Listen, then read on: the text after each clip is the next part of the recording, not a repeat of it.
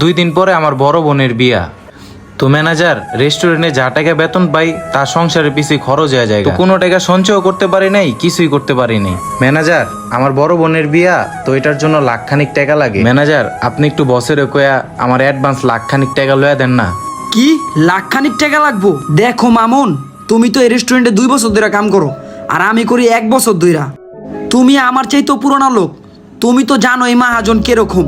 তোমার এই টাকার লেগে যদি আমি মাহাজনরে কইবার যাই, সে আমার লগে খেস ব্যাস করবো। তুমি তো ভালো করেই জানো এখানের নিয়ম কারণ কিরকম।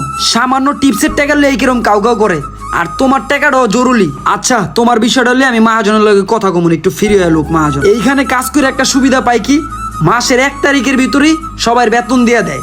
এই সুবিধাটা এই জায়গায় ভালো লাগে, এই লেগে এনে কাজ করি, নাইলে এই জায়গায় কেউই কাজ করতো না। তুমি মন খারাপ করো না, টেনশন করো না, যাও তুমি কাজ করো, আমি দেখতাছি তোমার এই বিষয়টা। মাহাজনের লগে আমি কথা কইতাছি, যাও। আমার স্টাফ গুলা আমার এত খারাপ ভাবে আমার লগে কথা কয় না, ম্যানেজারের লগে কথা কয়। আচ্ছা, আসলে কি আমি এত খারাপ? ওই ম্যানেজার, এদিকে আসো। হ মাহাজন, আইতাছি। রাসেল, এখানে 1 লাখ টাকা আছে। এই টাকাটা আমাদের যে স্টাফ মামুনরে দিয়ে দিবা, ওর বোনের বিয়ার জন্য নাকি টাকা লাগবো। টাকাটা ওরে দিবা, আর আমি আড়াল থেকে সবই শুনলাম তোমার সাথে যে এই বিষয়ে আলাপ পারলো।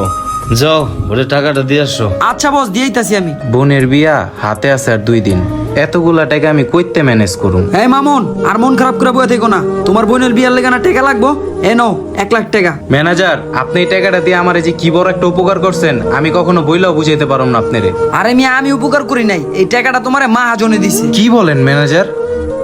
মাহাজনে আমারে টাকা দিছে? যে মাহাজন এত বদমেজাজ আর কিপটা, এই মাহাজনে টাকা দিছে? মাহাজনে এমনি বদমেজাজ দিলে কি হয়েছে, কর্মচারী গুলি আলাদা একটা ভালোবাসা আছে। ভাই চলেন তো মাহাজনের কাছে যাই। মাহাজন, আপনি নাকি আমাকে টাকা দিছেন? টাকা তোমারে দিছি আমি। মামুন, এই টাকাটা আমার না, এই টাকাটা আমার পকেট থেকে আমি তোমারে দেই নাই।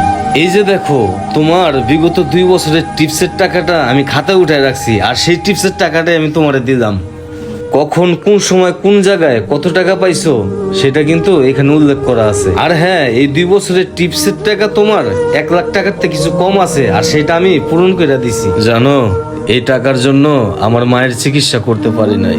আমার মা বিনা চিকিৎসায় হাসপাতালের কেবিনে মারা গেছে। এই টাকার কারণে আমি আমার মায়ের চিকিৎসা করাতে পারি নাই। এই জন্য আমি জানি একজন স্টাফের কতটুকু কষ্ট হয়। একজন স্টাফ কখনোই অনেকগুলি টাকা একখানে করতে পারে না। আর মামুন, তোমরা যে আমার খারাপ বলো, আসলে আমি অতটা খারাপ না, তোমরা আমরা যতটুকু খারাপ ভাবো। আমি নিজে এই কাজ করছি, এই জন্য আমি জানি কতটা কষ্ট।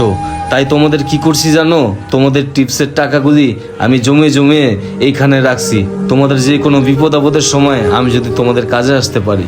মামুন, এখন তোমরা বলো ভাই, আমি কি কোনো অন্যায় করছি? না মহাজন, আপনি ভুল কাজ করেন নাই কা, আর আপনার এই ঋণ কখনো শোধ করতে পারব না। আজকা মাহাজন আমাকে চোখ খুলে দিছে, আর আমরা এতদিন মাহাজন রে খারাপ ভাবতাম, মাহাজন রে কিপটা ভাবতাম। না রে নাজমুল, মাহাজন অনেক ভালো মনের মানুষ। এই ভিডিওটি একটি শিক্ষামূলক ভিডিও, আর আমাদের সমাজে মালিক মাহাজন এমনই হওয়া দরকার, আপনার বিপদ আপদে পাশে দাঁড়াবে। তো এরকম মাহাজনকে কারা কারা ভালোবাসেন কমেন্টে জানাবেন, আর ভিডিওটা ভালো লেগে থাকলে একটি শেয়ার করে দেবেন। আর এই ভিডিওর 3য় পর্ব দেখার জন্য অবশ্যই কমেন্ট করে জানাবেন। ধন্যবাদ।